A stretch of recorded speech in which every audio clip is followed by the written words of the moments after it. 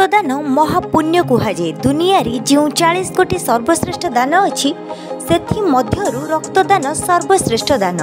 एही संकल्प को नहीं भद्रक जिला उत्कल सांबादिक संघ शाखा तरफ एक स्वेच्छाकृत रक्तदान शिविर भद्रक संस्कृति भवन ठारे जिला सभापति रवि नारायण खिलार तत्वावधान में अनुष्ठित हो जाइछि।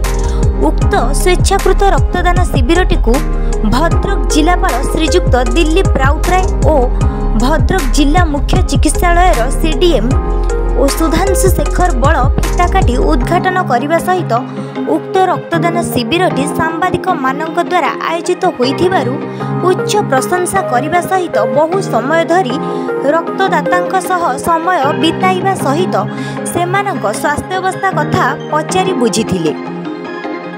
एही रक्तदान शिविर रे मोट 40 यूनिट रक्त संग्रहित होइथिला।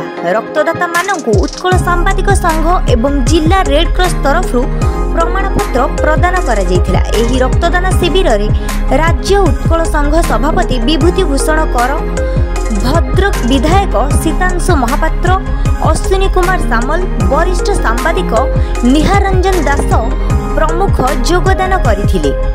एभली एक नियारा कार्यक्रम सांबादिक मानक द्वारा आयोजित करा जायथिबारु विभिन्न महलरु प्रशंसा करा जायथिला।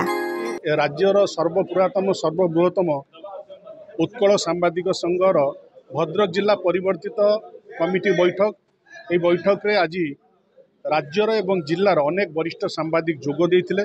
सबुठारु बड़ कथा आजिका दिन को स्मरण करिया पई सांबादिक उत्कल सांबादिक संघर समस्त सांबादिक बंधु मान एकत्रित हो आज एक महत्व कार्य कर समस्ते जानी रक्तदान महत्वपूर्ण।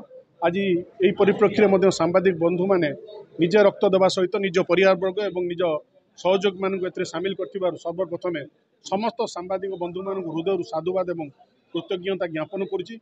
आम समस्ते जानी गणतंत्र चतुर्थ स्तंभ हिसाब से सांबादिक मानकर भूमिका ये समाज ये देश ये राष्ट्र अत्यंत गुरुत्वपूर्ण।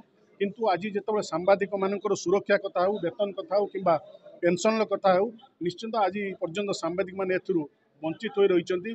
सरकार प्रतिनिधि हिसाब से निश्चिंत सरकार निकट में सांबादिक मानकर ये दाबी को उपस्थापन करी और आगामी दिन में सांबादिक भाई माने किपरि सुरक्षा पाइपर पेंशन पाइपर से प्रभु जगन्नाथ कामना करुँच शेष में यही संघर उत्तरोत्तर कामना करुँच। धन्यवाद। देखो राज्यर सर्वपुरातन एवं सर्वबृहत सांबादिक संघ उत्कल सांबादिक संघर आज परिवर्धित कार्यकारिणी बैठक थिला भद्रक जिला शाखार।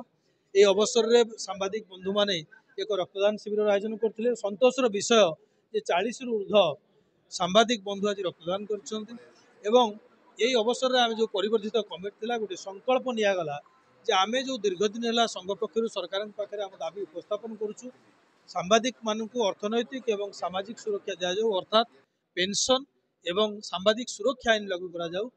से संपर्क में सरकार जदि टालटोल नीति ग्रहण करती अणदेखा करती तेबे आमे निश्चित भाव में निकट भविष्य में एक दृढ़ आंदोलन गढ़ी तोल संघ पक्ष। ता सहित निकट अतीत में आपण मैंने देखिथे जे राज्यर श्रम मंत्री गोटे अनुष्ठान रे कहले जे सांबादिक मानक श्रमिक हिसाब से चिन्हित करा जहाँ नहीं समग्र राज्यर सांबादिक मानक भितर एक प्रतिक्रिया प्रकाश पाई जे सांबादिक मानक श्रमिक भाव में किभली भाव में आपण चिन्हित करेंगे।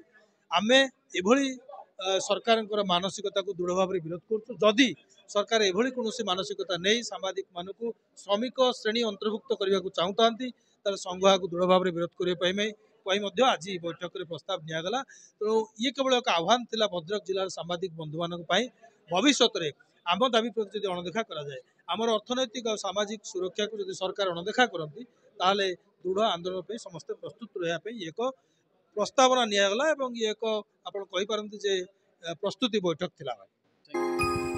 भद्रक जिला प्रतिनिधि सीताकांत विश्वाल रिपोर्ट कलिंग 7 न्यूज।